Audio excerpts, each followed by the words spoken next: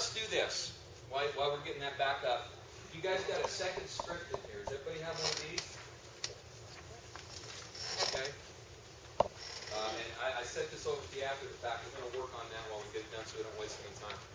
Who said that I'd like to get my price right before when I'm on my listing appointment?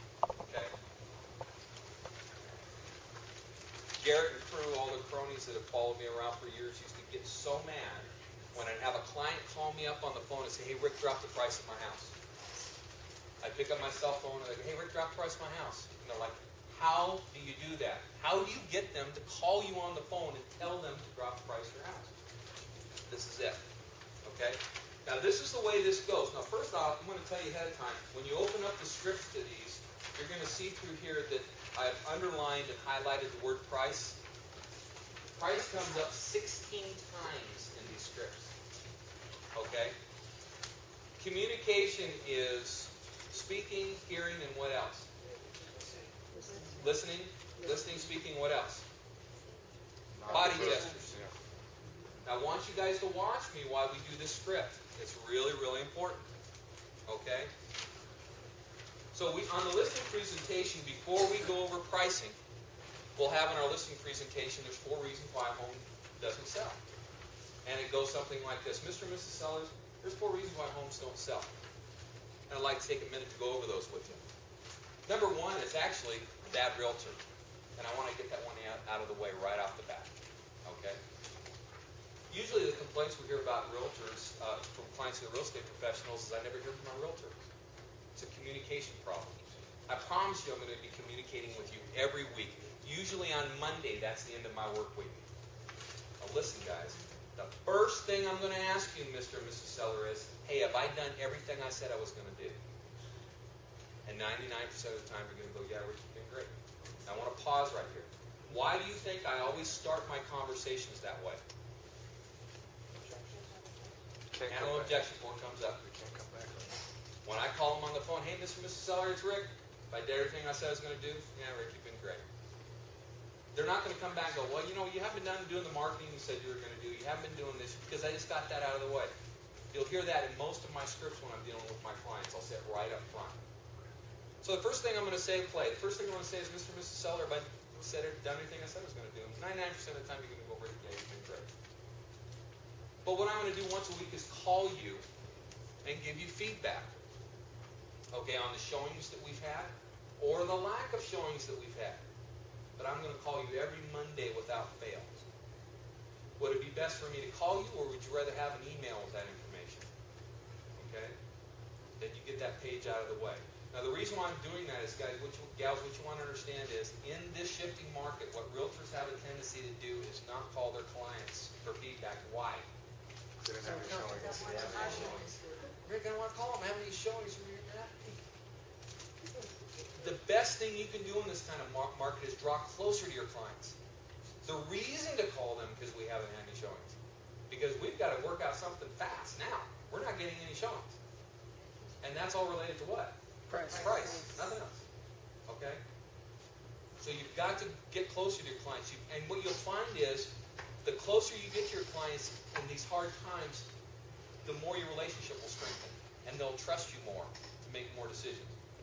Wait a minute. Geez, Rick, you called me out of the blue 3 or 4 weeks after we listed the house. I haven't heard from you. The first thing you say to me is drop the price. What are you doing anyway? I haven't even heard from you. They're not going to take that conversation very well if you don't stay in consistent communication. Knock the fear out of the way, and the only way to knock the fear out of the way is continually keep in contact with them. And I love Mondays. Now, remember, if you say you're going to do it, do it. And what I also will add in there is, if you don't hear from me, you pick up the phone and call me. Okay? Yes?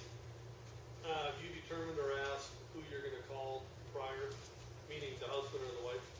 Yes. Yeah, that's a very good point. What he's saying is, who would you like me to communicate with? What I found was, the reason I like to start going to emails, emails are not as emotional.